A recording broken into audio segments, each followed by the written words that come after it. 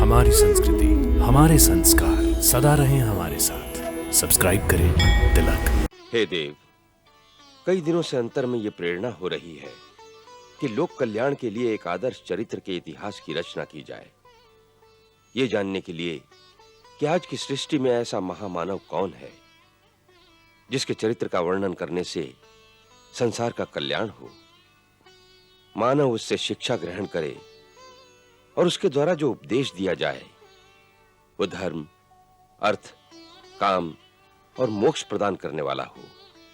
ऐसे ही एक अनुपम इतिहास की रचना के लिए ब्रह्मा जी ने आपका चयन किया है।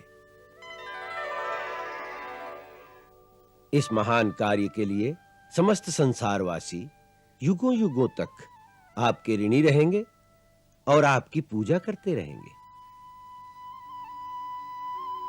मैं ये भी देख रहा हूं कि आगे चलकर ऐसे घटना चक्र होने वाले हैं जिसमें स्वयं आपको भी एक मुख्य भूमिका निभानी होगी।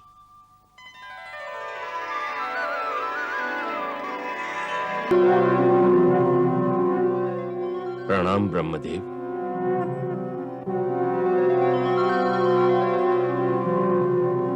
कल्याणमस्तु।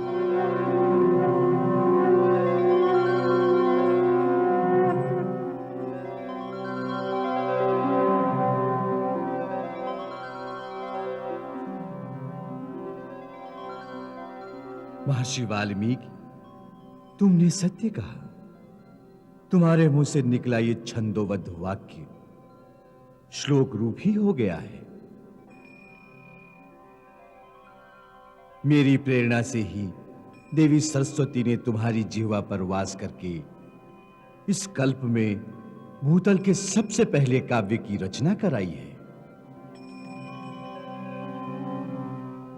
तुम्हारे द्वारा प्रभु राम के महान आदर्श चरित्र का वर्णन किया जाना निश्चित है, इसलिए यह काव्य शक्ति तुम्हें प्रदान की गई है कि तुम नारद द्वारा बताए गए भगवान श्री राम के उज्जवल चरित्र को रामायण नाम से काव्यबद्ध करो।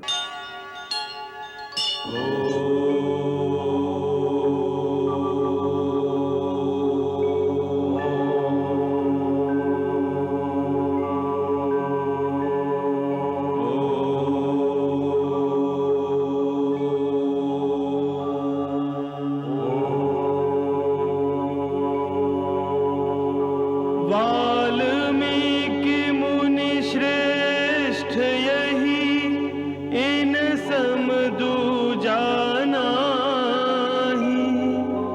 अनहद नाद सदा बजे जिनके अंतर माही।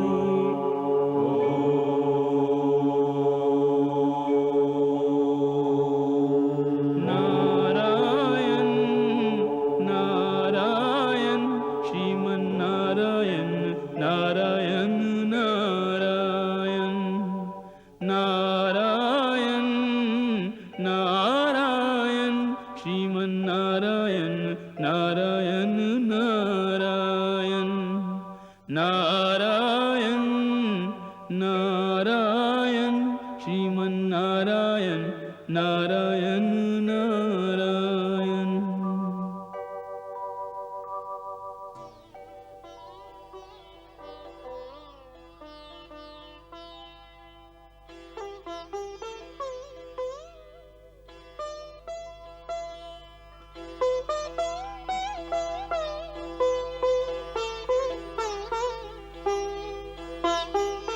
नमो नारायण। नारायण नारायण। देव ऋषि, आपका स्वागत है। आपके पधारने से वाल्मीकि की कुटिया पावन हो गई। देवता, आसन ग्रहण करें।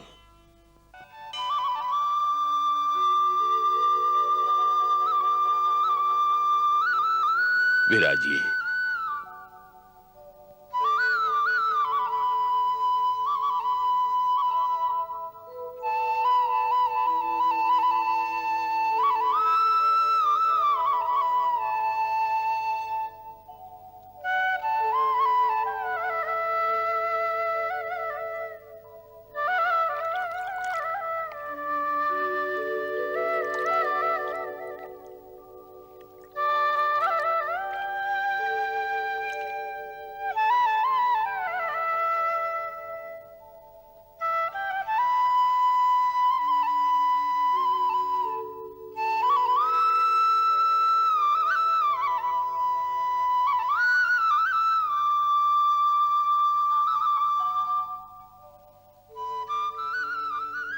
भगवान, आपके आश्रम में आने से ऐसा लगता है जैसे सारे तीर्थों का पुण्य एक साथ मिल गया हो। हे देव, कई दिनों से अंतर में यह प्रेरणा हो रही है कि लोक कल्याण के लिए एक आदर्श चरित्र के इतिहास की रचना की जाए। यह जानने के लिए कि आज की सृष्टि में ऐसा महामानव कौन है जिसके चरित्र का वर्णन करने से संसार का कल्याण हो, मानव उससे शिक्षा ग्रहण करे और उसके द्वारा जो उपदेश दिया जाए वो धर्म, अर्थ, काम और मोक्ष प्रदान करने वाला हो। ऐसे पात्र का चिंतन करते हुए मन बार-बार आपके चरणों की ओर आकर्षित हो रहा था, क्योंकि आप सर्वदा तीनों लोकों में स्वच्छंद विचरते हैं। इसलिए केवल आप ही मेरे इन प्रश्नों का उत्तर दे सकते हैं कि आज संसार में ऐसा पात्र कौन है जो गुणवान, वीर्यवान, धर्मज्ञ, उपकार मानने वाला, सच बोलने वाला और दृढ़ प्रतिज्ञ हो। ऐसा कौन है जो सदाचारी है, समस्त प्राणियों का हित करने वाला, विद्वान, समर्थशाली और प्रियदर्शन है। ऐसा कौन है जो मन पर अधिकार रखने वाला है, जो क्रोध को जीतने वाला है, कांतिमान है और किसी की भी निंदा नहीं करता। ऐसा परमवीर वो कौन है जिसके संग्राम में कुपित होने पर देवता भी भयभीत हो उठते हैं। महर्षि, मैं ये सब जानने के लिए बहुत उत्सुक हूं और आप ऐसे पुरुष को जानने में समर्थ हैं, इसलिए मुझे ये सब बताने की कृपा करें जिससे मेरी रचना सार्थक हो। महर्षि वाल्मीकि, आपके अंतर में जो इतिहास रचना की इच्छा प्रकट हुई है, यह परमपिता श्री ब्रह्मा जी की प्रेरणा से हुई है। आपने जिस पात्र, जिस चरित्र को अपने इतिहास का नायक बनाने की इच्छा प्रकट की है, वह उचित ही है, क्योंकि शास्त्र ने भी इतिहास की परिभाषा यही की है कि धर्मार्थ काम मोक्षाणम उपदेश समन्वितम पूर्ववृतम कथायुक्तम इतिहासम प्रियक्षते। ऐसा पूर्व वृत्तांत जिसमें कथा का रस हो और जिसमें ऐसा उपदेश भी हो जो मनुष्य को धर्म, अर्थ, काम और मोक्ष प्राप्त करने में सहायता दे, वही इतिहास कहलाने योग्य है। ऐसे ही एक अनुपम इतिहास की रचना के लिए ब्रह्मा जी ने आपका चयन किया है। इस महान कार्य के लिए समस्त संसारवासी युगों युगों तक आपके ऋणी रहेंगे और आपकी पूजा करते रहेंगे। मैं ये भी देख रहा हूं कि आगे चलकर ऐसे घटना चक्र होने वाले हैं जिसमें स्वयं आपको भी एक मुख्य भूमिका निभानी होगी।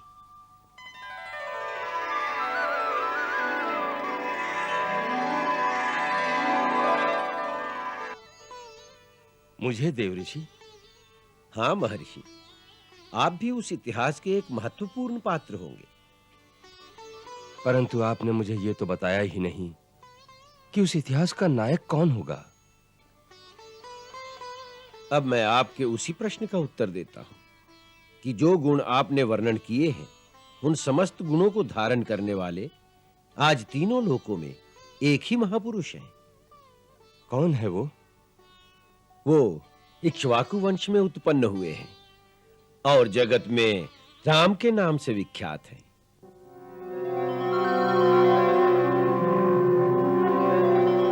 श्री राम। वे ही मन को वश में रखने वाला महाकांतिवान, बलवान, धैर्यवान और जितेंद्रिय है। वो धर्म के ज्ञाता, सत्य प्रतिज्ञ, प्रजा की हित साधना में लगे हुए यशस्वी, ज्ञानी और पवित्र हैं। जिस तरह नदियां समुद्र में आकर मिलती हैं, उसी तरह सारे गुण श्री राम में आकर मिलते हैं। वो गंभीरता में समुद्र और धैर्य में हिमालय के समान है। वे भगवान विष्णु की तरह बलवान हैं। वे क्रोध में कालाग्नि के समान और क्षमा में पृथ्वी के सदृश है। अपने पिता के वचन की रक्षा के लिए 14 वर्ष का वनवास काटने के पश्चात अभी अभी उनका राज्याभिषेक हुआ है और इस समय उनकी प्रजा रामराज का सुख भोग रही है। श्री राम कथा से बढ़कर संसार में दूसरी कोई कथा नहीं होगी। महर्षि, क्या बताऊं? ये श्री राम कथा अपूर्व है, अनुपम है, कल्याणकारी है, सब सुखदाई है। राम कथा सब विधि सुखदाई, राम कथा सब विधि सुखदाई। राम कथा की निर्मल गंगा, शीतल गंगा, उज्जवल गंगा अविरल बहती आई। राम कथा सब विधि सुखदाई है, ये कथा सब विधि सुखदाई।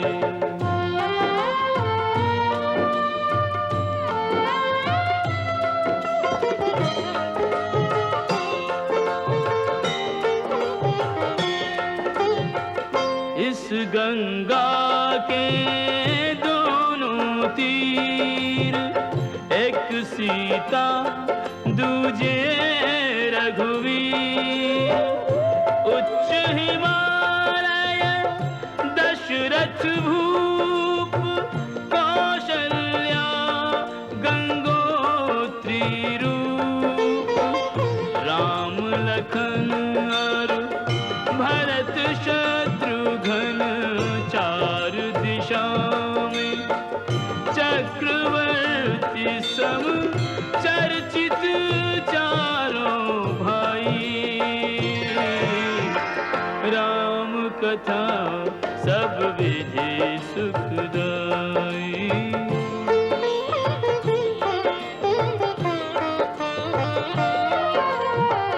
पतित उदाहरण परम पवित्र, दीन बंधु मित्रों के मित्र। रघुवर सर्व गुणों की खान, पुरुषोत्तम सक्षम भगवान। तीन लोक में एक न ऐसा सहज स्वभावी, सब में व्यापक श्रीयुत श्री रघुराई। राम कथा सब विधि सुखदाई, राम कथा सब विधि सुखदाई।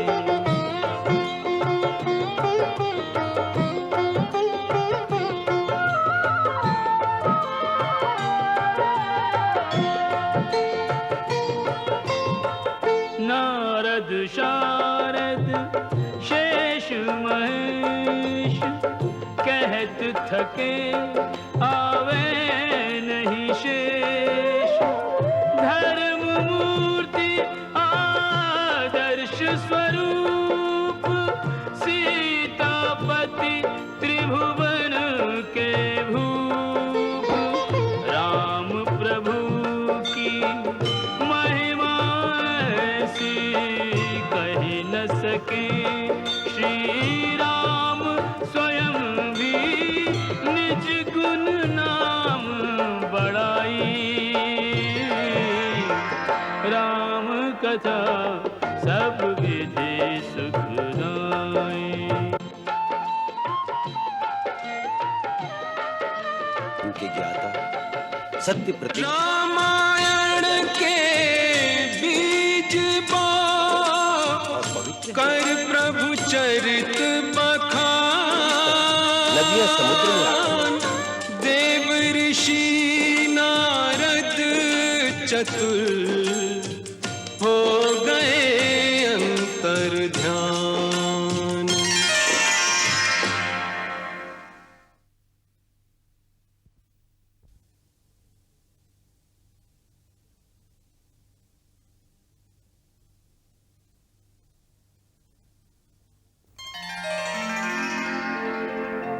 मानस माही संजोय के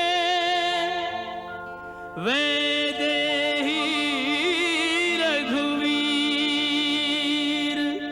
संध्या वंदन को चले ऋषिवर तमसा तीर।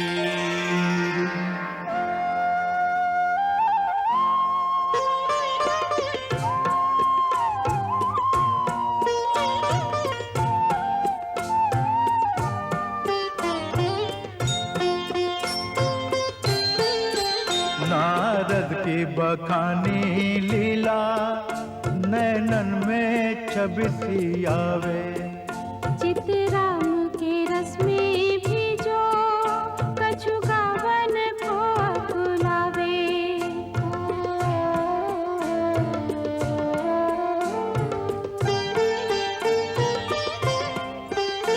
नदिया का बहता पानी कल कल की वाणी बोले। वहाँ बेकल क्रंच का जोड़ा कामातुर होकर डोले।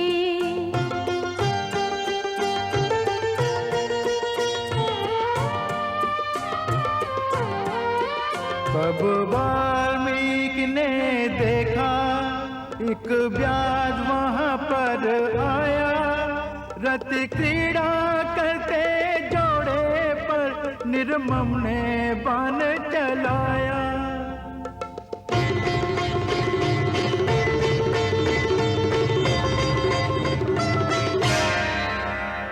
निकला कर से व्याध के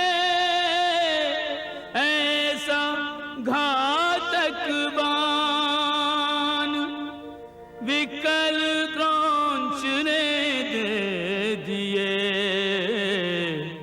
तड़प तड़प कर प्राण।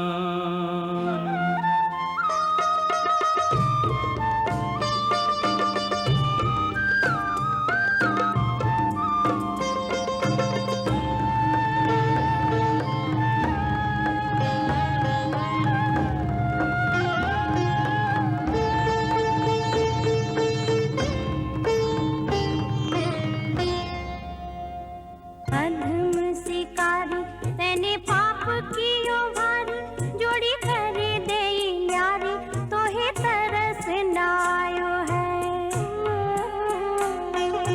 काम मग्न पंछिन की कीड़ा में विघन डारो, वहाँ दुख दीनो तेने कहा सुख पायो है। जीवन उजाड़ो मेरो मैंने का बिगाड़ो तेरो, बिरहा के अगन में मोहे क्यों डरायो है। कौन से जन्म को जे बैर निकारो, मेरो पिया काहे मारो, मोहे बधी क्यों ना खायो है।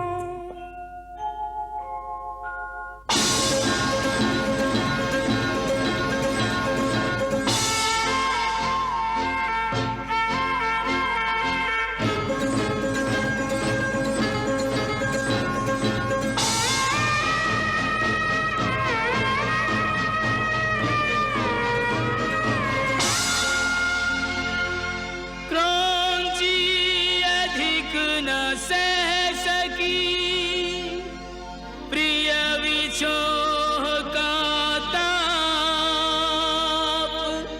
ऋषि ने पंछी देख मृत दिया बधिक को श्राप। मां निषाद प्रतिष्ठां त्वम् अगमा शाश्वती समा, यत् क्रौंच मिथुनादेकम् अवधीह काम मोहितम्। पल भर शांति न पाए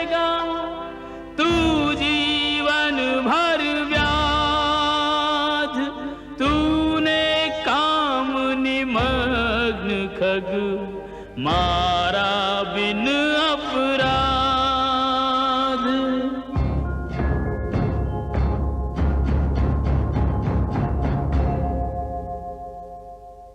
आए आश्रम अनमने मुनिवर अधिक अधीर, सोच रहे किससे कहें अंतरतम की पीर,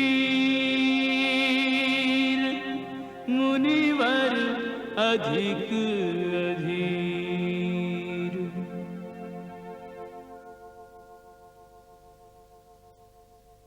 गुरुदेव,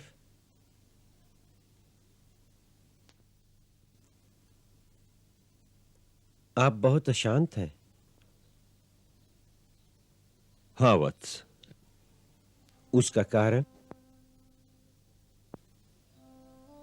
सर्वप्रथम तो ये कि हम इस क्रौंची की व्यथा से भावना में बह गए और हमने जो क्रोध किया वो तपस्या के नियम के विरुद्ध है। हमें क्रोध नहीं करना चाहिए था।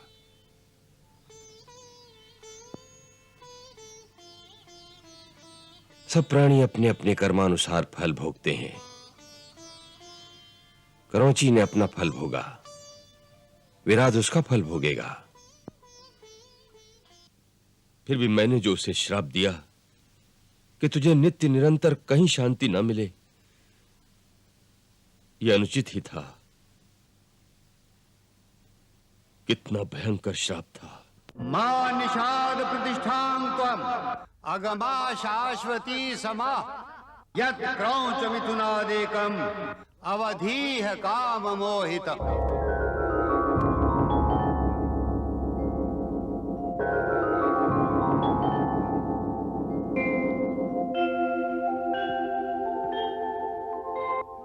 मां निषाद प्रतिष्ठां तुम अगमः शाश्वती समा यत् क्रौंच मिथुनादेकम् अवधीह काममोहितम्।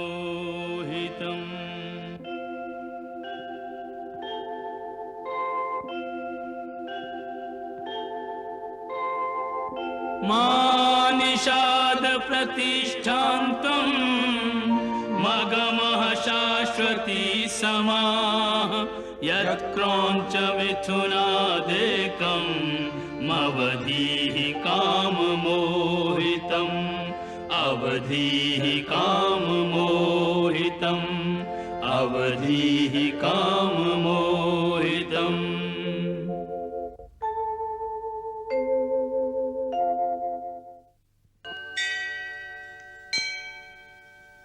भरद्वाज। जी गुरुदेव। देखा तुमने, सुना तुमने? क्या गुरुदेव? देखो, मेरी जिह्वा से श्राप रूप में जो वाक्य निकला है वो 4 चरणों में आबद्ध है।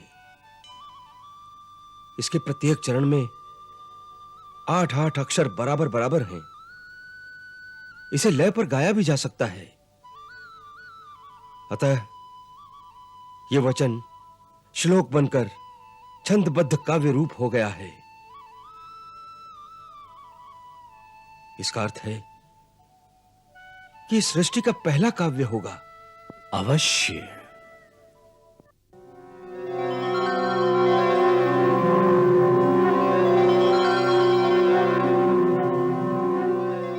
प्रणाम ब्रह्मदेव।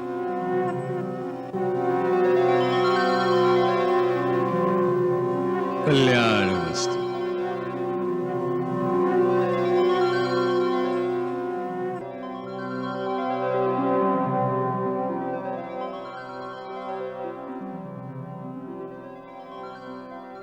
महर्षि वाल्मीकि, तुमने सत्य कहा।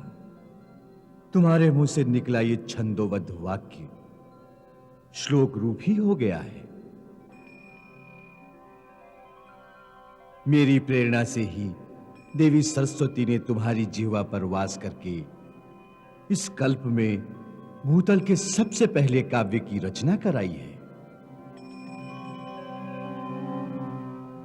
तुम्हारे द्वारा प्रभु राम के महान आदर्श चरित्र का वर्णन किया जाना निश्चित है, इसलिए यह काव्य शक्ति तुम्हें प्रदान की गई है कि तुम नारद द्वारा बताए गए भगवान श्री राम के उज्जवल चरित्र को रामायण नाम से काव्यबद्ध करो।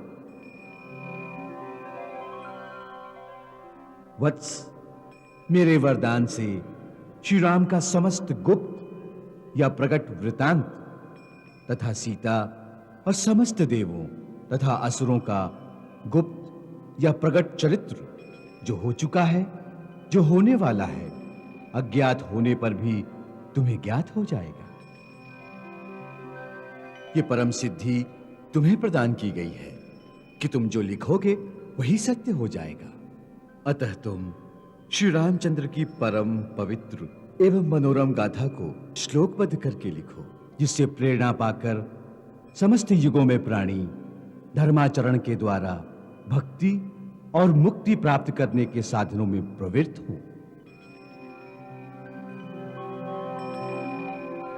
हे परमपिता, आपने यह कार्य मुझे ही क्यों सौंपा है? हे पुत्र, तुम्हें इस परम यश के अधिकारी हो। तुम्हारी तपस्या के फलस्वरूप तुम्हें भी माता भगवती की सेवा का सुअवसर मिलने वाला है। उनके जीवन में तुम्हें योगदान देना है। इस कारण हे ब्राह्मण श्रेष्ठ, तुम्हें ही इस यश का भागी होना है, ऐसा विधि का विधान होना निश्चित है। तुम्हारे द्वारा कहे गए प्रथम श्लोक से आज एक महाकाव्य की रचना का श्री गणेश हुआ है। उस महाकाव्य का श्री गणेश इतने करुणाजनक दृश्य से क्यों हुआ है? उसमें इतनी पीड़ा क्यों है? क्योंकि अब जो घटने वाला है उसमें करुणा रस प्रधान है। राम और सीता के वियोग की पीड़ा है। वत्स, करुणा ही कला का श्रृंगार है।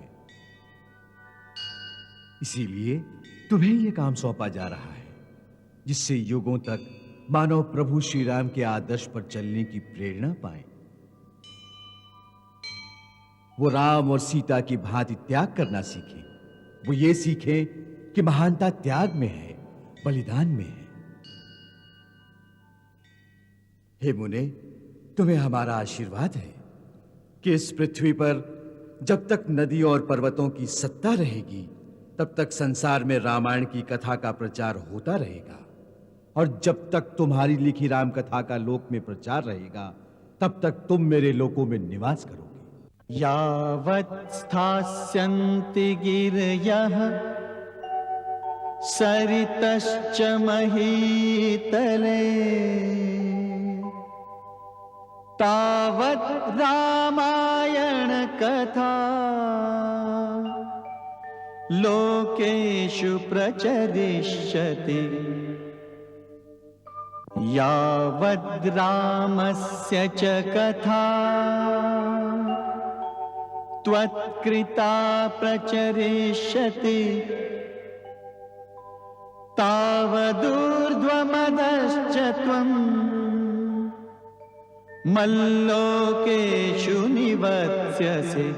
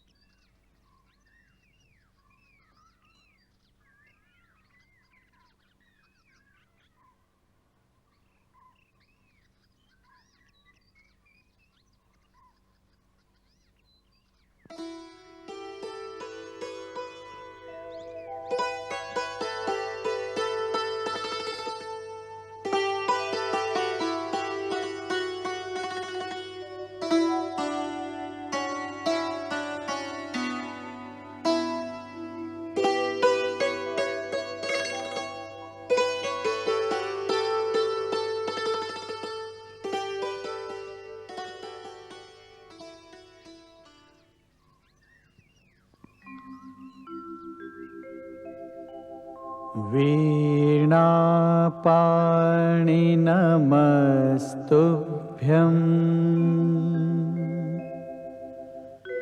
नमस्तुभ्यं हंसवाहिनी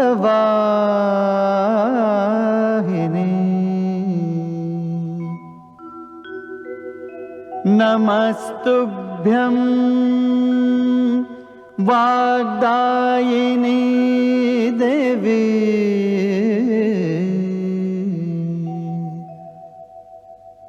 सरस्वती नमो नमः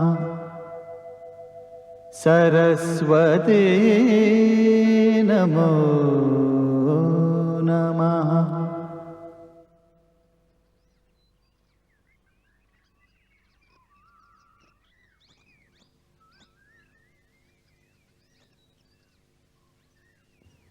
हे माता, ऐसा वरदान दो कि जो मेरी लेखनी से लिखा जाए वो प्राणी मात्र के लिए कल्याणप्रद हो। मेरे पात्रों के चरित्र में ऐसा रस, ऐसा सौंदर्य भर दो कि उनकी प्रेरणा से समस्त प्राणियों का जीवन सुंदर हो जाए।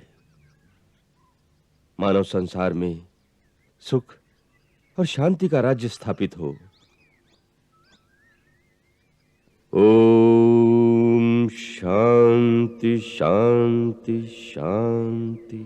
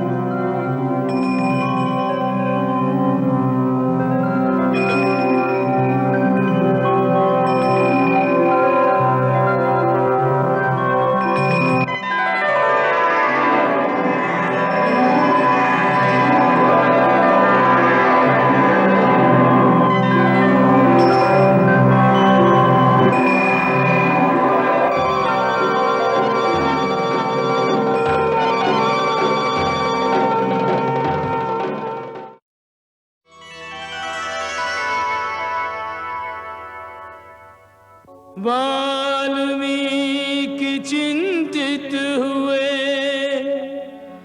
दशा सिया की देख, कैसे बदलेगी सिया यूं विधना के लेख। कर्तव्य प्रण संकल्प सबके सब यूं ही रह जाएंगे, इस भावना के वेग में त्यों लोक ही बह जाएंगे।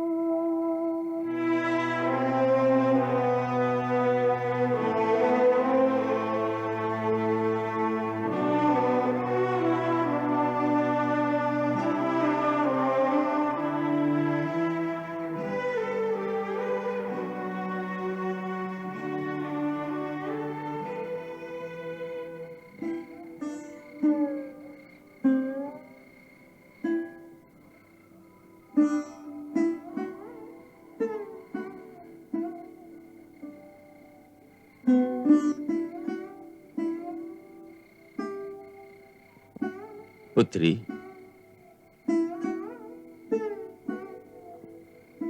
किस सोच में डूबी हो?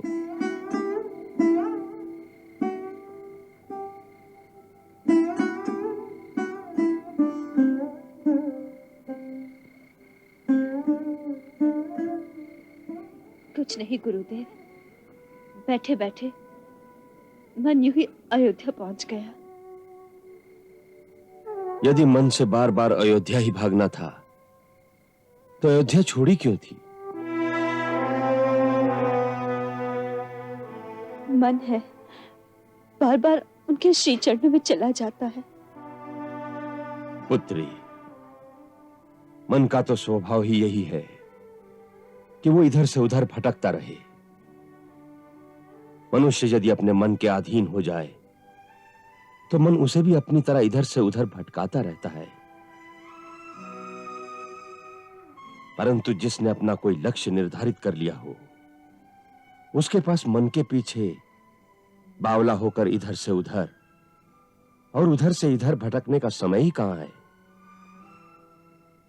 उसको तो केवल उसी एक मार्ग पर आगे जाना होता है जो उसे सीधा उसके लक्ष्य तक पहुंचा दे। पुत्री, तुम एक लक्ष्य लेकर चली हो। तुमने पूर्वजों के सामने जो शपथ ली थी उसे याद करो। तुमने कहा था, मैं मिथिला नरेश, राजा जनक की पुत्री सीता, अपने महान पति, अपने भगवान श्री राम के चरणों की शपथ लेकर वचन देती हूं कि आज के पश्चात मेरी छाया भी आपके पवित्र राजकुल पर नहीं रहेगी। मैं अपने नाम का भी त्याग करती हूं, जिससे यह कलंकित नाम किसी की जिह्वा पर ना आए। मैं रघुकुल की भावी संतान को अपने गर्भ में धारण करके जा रही हूं और वचन देती हूं कि इस संतान को इस योग्य बनाऊंगी कि वो आपके नाम और कीर्ति को और भी उज्जवल करे।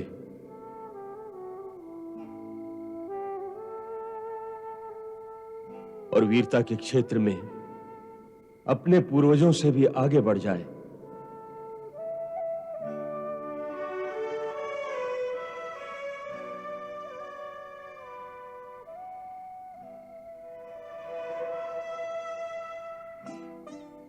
तुमने जिस संतान को उन पूर्वजों से भी बढ़कर प्रतापी और वीर बनाने का संकल्प लिया है, उस संतान पर क्या हर समय की उदासी या मन की भटकन के संस्कार डालना चाहती हो? तुम्हारी इस मनस्थिति का क्या प्रभाव होगा तुम्हारी संतान पर? तुम्हें अपने मन में निराशा और उदासी को स्थान ही नहीं देना चाहिए। तुम्हें एक कर्मवीर मां की भांति अपनी संतान के भविष्य, अपने कुल के भविष्य, अपने देश के भविष्य के बारे में आशावादी विचारों का एक ज्योतिर्मय वातावरण अपने चारों ओर फैला देना चाहिए, जो सारे जीवन को उज्जवल कर दे।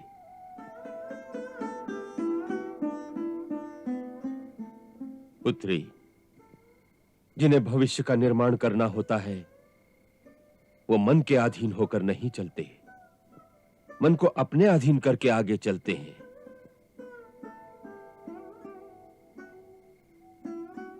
सो पुत्री, मन के अश्व पर लगाम डालकर उसे अपने लक्ष्य के रास्ते पर चलाओ।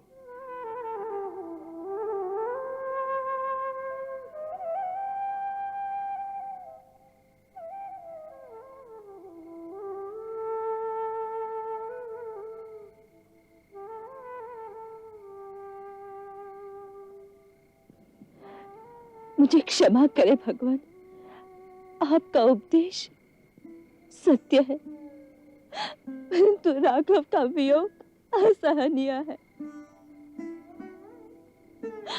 मुझे अपने से अधिक चिंता उनकी रहती है। मेरे सामने तो एक लक्ष्य है परंतु उनके सामने तो सारे राजमहल में केवल अंधकार ही अंधकार है। पुत्री, जीवन राजमहल के अंतपुर में ही नहीं समाप्त हो जाता।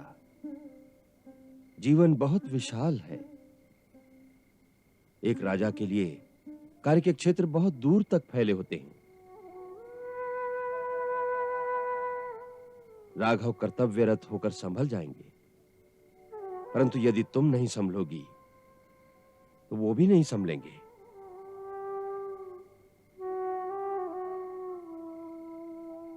दो प्रेमियों के बीच उनके मन की तरंगें एक अदृश्य रूप में एक दूसरे तक पहुंचती रहती हैं। यदि तुम इसी प्रकार विरह और दुख की तरंगें भेजती रहोगी तो वो उन्हीं लहरों में डूबते रहेंगे।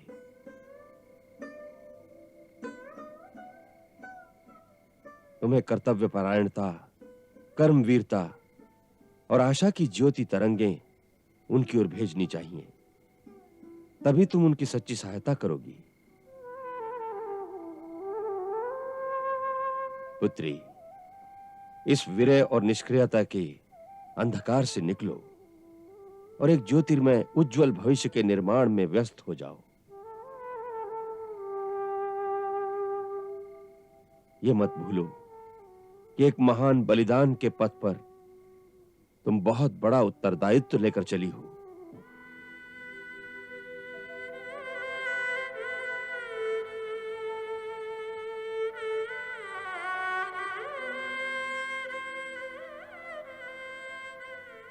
ऐसा लगता है गुरुदेव, जैसे नदी की डोलती लहरों में से निकालकर मुझे स्थिर धरती पे खड़ा कर दिया। आपको शत शत प्रणाम।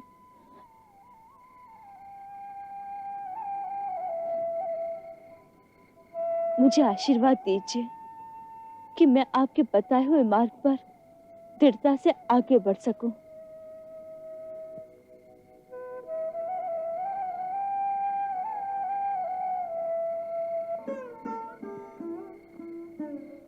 देवी भगवती की शक्ति तुम्हें प्राप्त हो।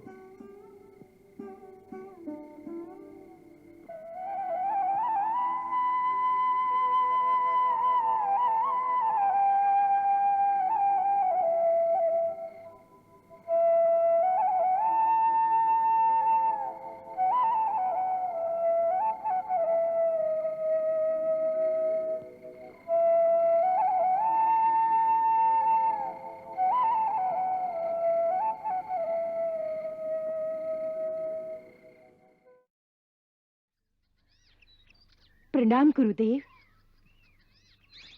कल्याण हो।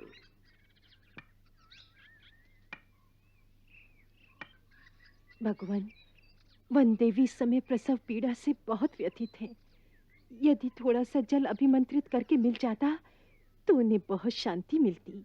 गौतमी माँ, आप चिंता न करें, बस जन्म का समय अब आने ही वाला है। धन लग्न में बालकों का जन्म होगा। मैंने कुंडली बना रखी है। पुक्ष नक्षत्र और लग्न में सूर्य है। जन्म से ही तेजस्वी होंगे। मैं अभी जल अभिमंत्रित किए देता हूं।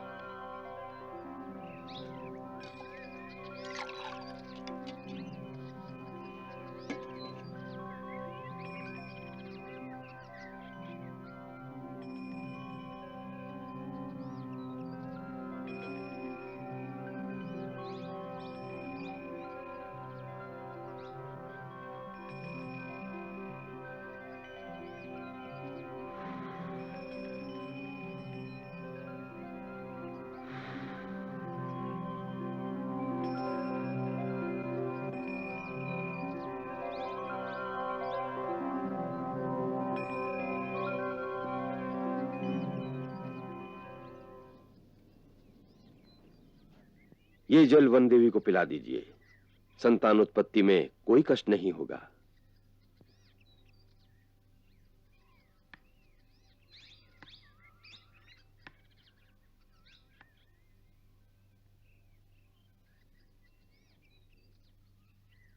प्रणाम गुरुदेव। कल्याण हो।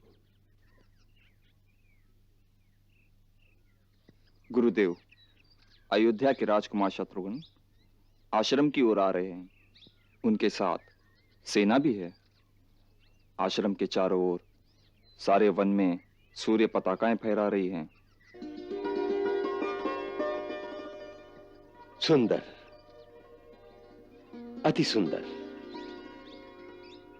आश्रम में वन देवी के पुत्रों का जन्म हो रहा है तो चारों ओर राज्य पताकाएं फहरा रही हैं।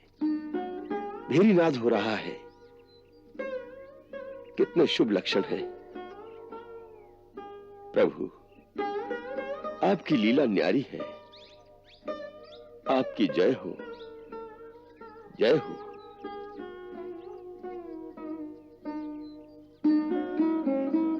जयदेव। जी गुरुदेव। राजकुमार शत्रुघ्न को आदर सहित ले आओ। जो आज्ञा गुरुदेव।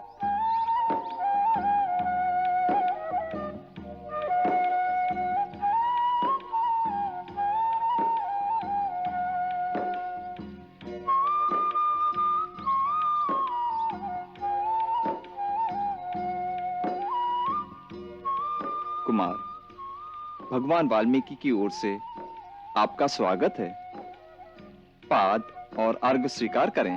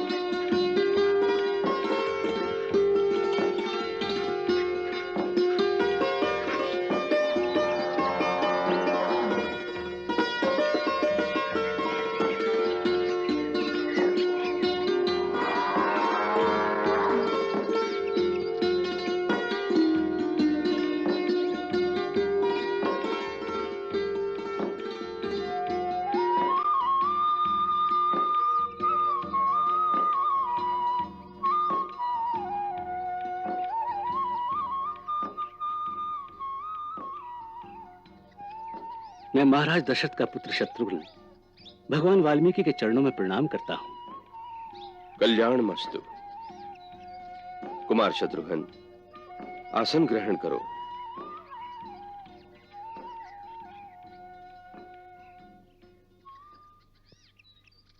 अयोध्या में सब कुशल मंगल तो है ना? आपकी दया से कौशल्य राज्य में सर्वत्र कुशल मंगल है। पूज्यवर, मैं महाराज श्री रामचंद्र की आज्ञा से आपका आशीर्वाद पाने आया हूं। महर्षि च्यवन बहुत से ऋषि मुनियों को लेकर महाराज राम के पास अपनी रक्षार्थ सहायता मांगने गए थे। मथुरा का राजा लवण नाम का एक नरभक्षी असुर है जो वो ऋषि मुनियों को खा जाता है और कई प्रकार के कष्ट देता है। महाराज ने उन्हें अभयदान देकर मुझे लवणासुर का संहार करने के लिए भेजा है। उनकी आज्ञा थी कि मार्ग में आपका आश्रम आता है, सो आपका आशीर्वाद प्राप्त करके ही आगे जाऊं। हम महाराज राम के इस निर्णय से अति प्रसन्न हुए। सूर्यवंशियों ने सदा ऋषि मुनियों और महात्माओं की रक्षा का शुभ कार्य किया है। हमारा आशीर्वाद है कि भगवान तुम्हें अपने वंश की परंपरा निभाने की शक्ति दें और सफलता प्रदान करें। गुरुदेव गुरुदेव गुरुदेव गुरुदेव वन देवी ने एक पुत्र को जन्म दिया है।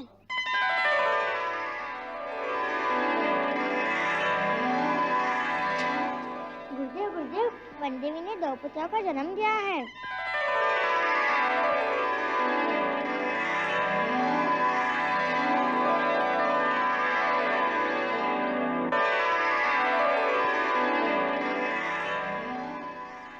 आपने उस दिन कहा था ना कि 2 पुत्र होंगे, जुड़वा, सो वो ही हुआ। बहुत अच्छा हुआ। बहुत छोटे छोटे हैं, बहुत सुंदर हैं। तुमने उन्हें देखा है? नहीं, काटनी माँ ने कहा। अच्छा,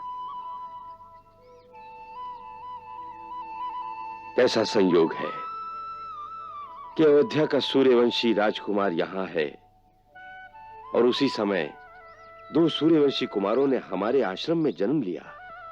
सूर्यवंशी कुमारों ने? हाँ, संयोगवश ये बालक सूर्यवंशी हैं। उनके पिता इस समय यहाँ नहीं हैं।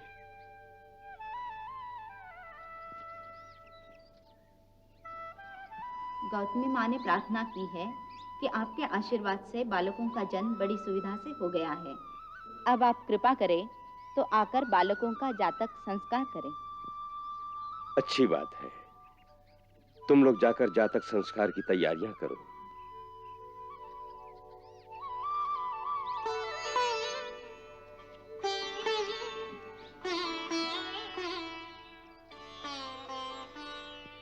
कुमार, हमारे मन में आपके लिए एक अद्भुत संकल्प आ रहा है। आज्ञा करें गुरुदेव। ये बालक सूर्यवंशी हैं।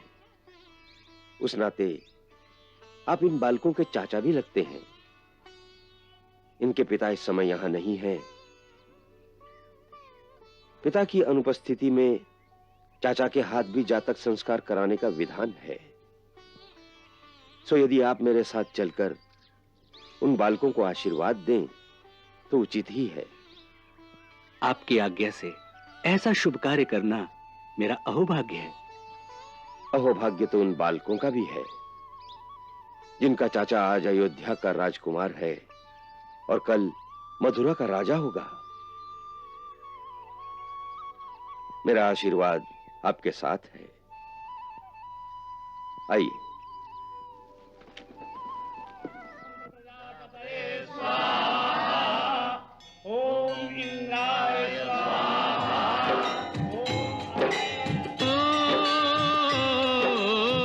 भाग्यवान का भाग्योदय कैसे संजोग मिलाए।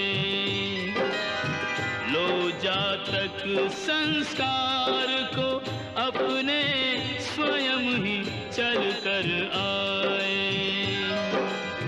सूर्यवंशियों के स्वागत में सूर्य ध्वजा लहराए। भाग्यवान का भाग्योदय कैसे संजोग मिलाए।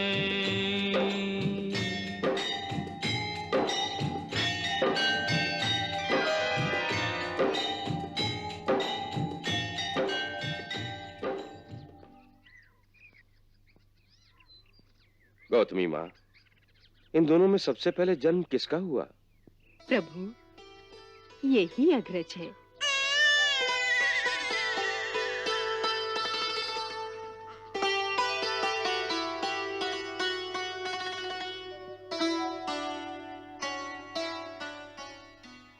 कुशा के अग्रभाग को कुश और निम्न भाग को लव कहते हैं।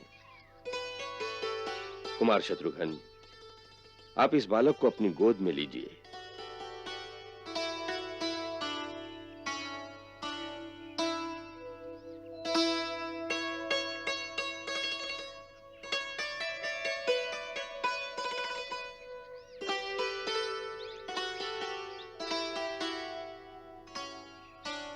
इस बालक का मार्जन हमने कुश द्वारा किया है, इसलिए इसका नाम कुश होगा।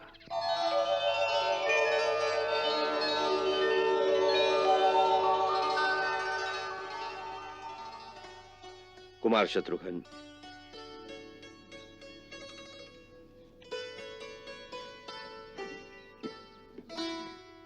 अब इस बालक को अपनी गोद में लीजिए।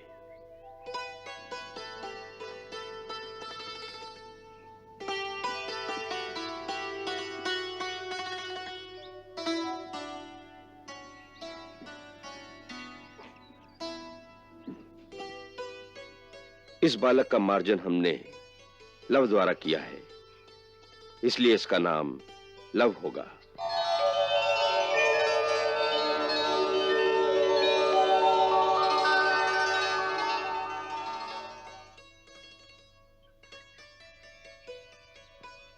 कुमार शत्रुघ्न, अब चाचा होने के नाते इन दोनों को आशीर्वाद भी दीजिए। सूर्य वंश में जन्म लिया है, भगवान तुम्हें अपने वंश की कीर्ति को और उज्जवल करने की शक्ति प्रदान करें, यही मेरा आशीर्वाद है।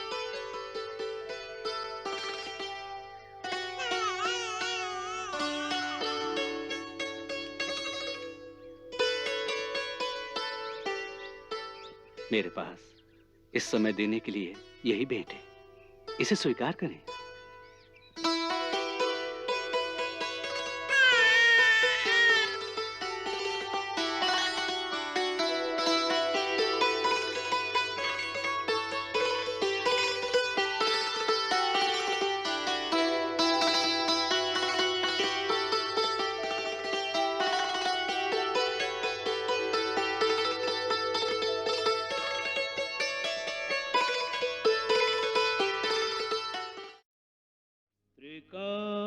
कालदर्शी समस्त ज्ञाता, जन्म पत्रिका बना रहे हैं।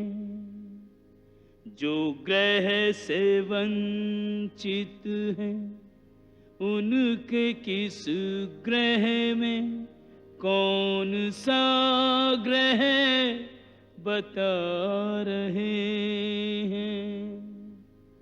ललाट लेखा जो है अदेखा, उसे भी मुनिवर दिखा रहे हैं। समझ न पाए सिया के गुरु क्या पहेलियां सी बुझा रहे। ये आप साधारण ज्योतिषियों की भांति क्या बता रहे हैं? मैंने तो सुना है कि आपको सब पता होता है। आपने तो भविष्य का भी लिख रखा है। लिख रखा है, परंतु उसे समय पर ही प्रकट होना चाहिए। तो ज्योतिष की भविष्यवाणी का क्या लाभ? इतना ही कि मनुष्य में सामना करने का साहस रहता है। उसे पता हो कि इस अंधेरे के उस पार रोशनी है, तो वो चलता रहता है।